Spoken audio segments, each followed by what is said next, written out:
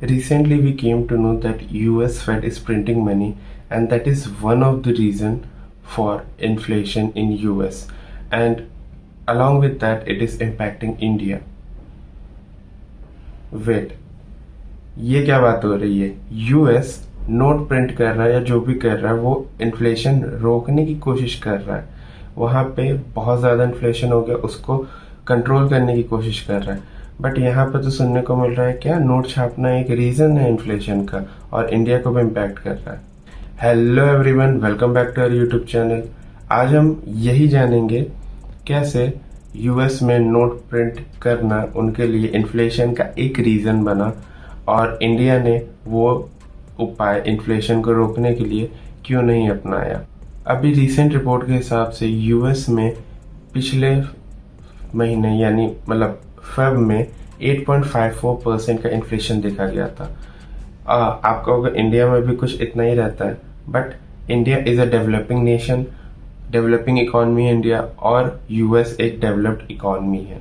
First हम ये जानेंगे कि जब इकॉनमी स्लो डाउन होती है या जब इकॉनमी में मार्केट डिमांड कम हो जाती है, उस समय गवर्नमेंट डिमांड को बढ़ाने की कोशिश करती है और डिमांड को बढ़ाने के लिए गवर्नमेंट को खर्चा करना पड़ता है. अगर गवर्नमेंट अपने बजट से ज़्यादा खर्चा करे तो उसको डेफिसिट होगा, यानी बजट से ज़्यादा पैसे आएंगे कहाँ से.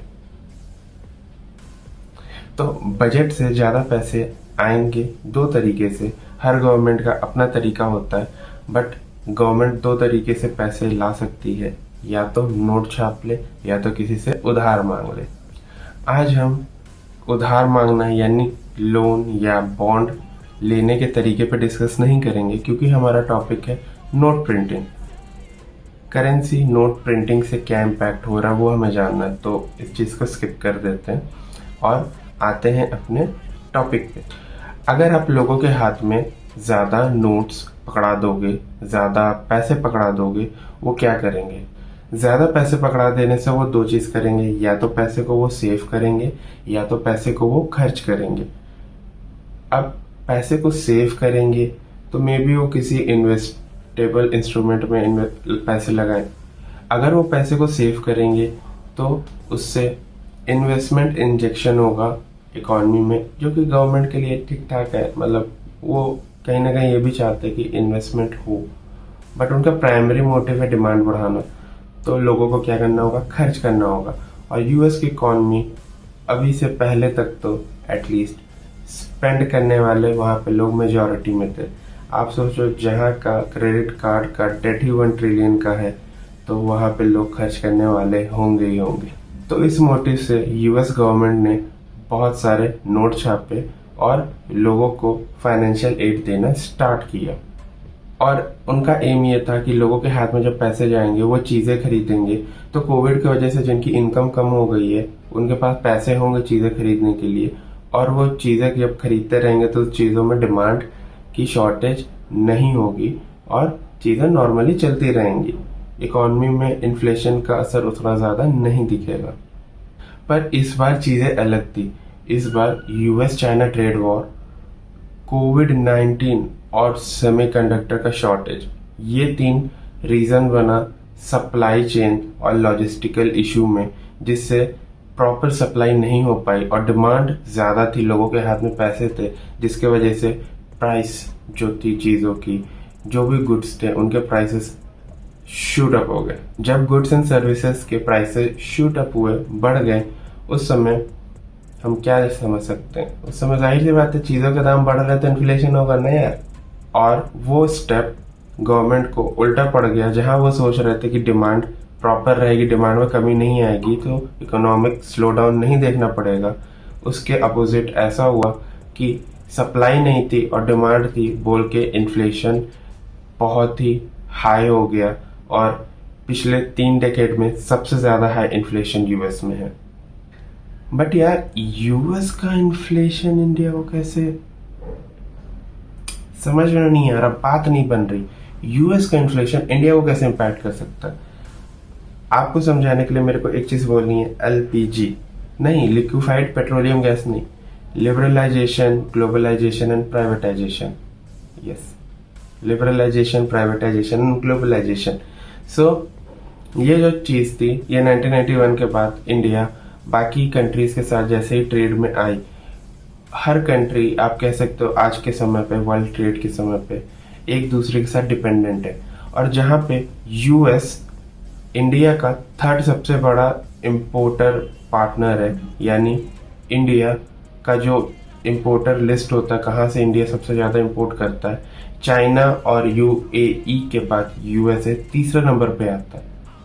अब जाहिर सी बात है, आप कोई चीज़ महंगी दर पे लोगे तो आपको भी ज़्यादा पैसे पे करने पड़ेंगे, तो उससे डिराइव जो इन्फ्लेशन होगा उसको इन्फ्लेशन आपको भी झेलना पड़ेगा और आपके लिए भी प्रोडक्ट एंड सर्विसेज महंगी हो जाएंगी। बट ये सारी चीज़ें थोड़ी थोड़ी समझ में आ रही हैं, बट आपको ये अभी भी खटक रहा होगा इंडिया ने क्यों नहीं नोट छापा। तो इंडिया ने नोट इसलिए नहीं छापा क्योंकि इंडिया में नेशन वाइड लॉकडाउन हुआ था और आपको पता ही है कि लॉजिस्टिकल इश्यूज थे, कई सारे लॉजिस्टिकल इश्यूज थे। और उन लॉजिस्टिकल इशू में, सप्लाई चेन के इशू में क्या हुआ, गुड्स प्रॉपर प्रोडक्शन नहीं हो पाए क्योंकि फैक्ट्रीज बंद थी। अच्छे से सप्लाई फुलफिल करने के लिए आप कह सकते हो मार्केट में गुड्स नहीं थे। उसके कारण से, क्योंकि इंडिया में लोग पैसे बचाते तो उनके पास कुछ तो पैसे थे ही लॉकडाउन में अपने नीड्स पे खर्च करने के लिए, तो वो वैसे ही इन्फ्लेशन बढ़ रहा था। तो जहाँ पे आप देख सकते हो शॉर्टेज ऑफ चीज़ों की वजह से एक जगह डिमांड पुल इन्फ्लेशन हो रहा था इंडिया में। फिर धीरे धीरे जब प्रोड्यूसर्स के पास आप कह सकते हैं रिसोर्स ही नहीं बचे थे, फिर वहाँ पर उन्होंने कॉस्ट बढ़ाने लग गए क्योंकि कॉस्ट बाकी चीज़ों की भी कॉस्ट बढ़ गई थी। ग्लोबल लॉकडाउन था, चीज़ें नहीं आ रही थी, तो एक तरफ से कॉस्ट पुश इन्फ्लेशन भी हो रहा था और एक तरफ से डिमांड पुल इन्फ्लेशन भी हो रहा था इंडिया में। अगर यहाँ पे नोट छाप देते, लोगों के पास और ज़्यादा पैसे आ जाते हाथ में और वो और ज़्यादा में भी खर्च करने की सोचते और सिचुएशन बहुत ही ख़राब हो सकती थी। तो इंस्टेड इसीलिए गवर्नमेंट ने दूसरे तरीके अपनाए और नोट छापने का तरीका उतना अच्छा नहीं समझा। और इसके साथ ही साथ मेरे को एक चीज़ और बतानी है कि US is a developed economy और वर्ल्ड में यूएस की हेजमनी है। वर्ल्ड में यूएस डॉलर का बोलबाला चलता है, हर जगह यूएस डॉलर यूज़ किए जाते हैं। इसका मतलब अगर यूएस डॉलर मार्केट में ज़्यादा आ भी जाते हैं, थोड़े से ज़्यादा आ जाते हैं, तो क्योंकि लोगों का ट्रस्ट है उस पर, हर कंट्रीज का ट्रस्ट है और हर कंट्री उसे as a medium of exchange use कर रही है, तो उसको बहुत ज़्यादा इम्पैक्ट नहीं पड़ता है, बहुत ज़्यादा इम्पैक्ट नहीं पड़ता। वहीं पे अगर इंडिया बहुत ज़्यादा नोट छाप दे या अच्छे खासे अमाउंट पे नोट छाप दे तो उनको एज कम्पेयर टू यूएस बहुत ही ज़्यादा आप कह सकते हो इशू देखने को मिलेगा, क्योंकि एक तो इंडिया का जो करेंसी है इंडियन रुपीस मार्केट में वैसे ही वो कम अमाउंट में है। अगर उस कम अमाउंट में थोड़े से और ज़्यादा रुपीस आ गए तो आप समझ सकते हो कि सप्लाई ज़्यादा हो रही, डिमांड नहीं है, तो उस चीज़ की प्राइस कम हो जाएगी। यानी यूएस करेंसी के मुकाबले या किसी और करेंसी के मुकाबले इंडिया की जो करेंसी होगी वो गिर जाएगी, तो ये भी अच्छी बात नहीं है। तो इसीलिए मे भी उन्होंने जो भी किया सही किया, अभी तक तो यही लग रहा है। बट वेरियस और भी रीजन हैं जो इंडिया में इन्फ्लेशन कॉज कर रहे हैं, जो कि हम जानेंगे किसी और वीडियो में। तब तक के लिए मिलते हैं आपसे अगली वीडियो में, बाकी चीज़ें सीखते रहें। और हाँ, चैनल को सब्सक्राइब करना, वीडियो को लाइक करना और शेयर ज़रूर करना, तो लोगों को भी तो पता चले यूएस क्या कर रहा है। चलिए मिलते हैं आपसे अगली वीडियो में, बाय बाय।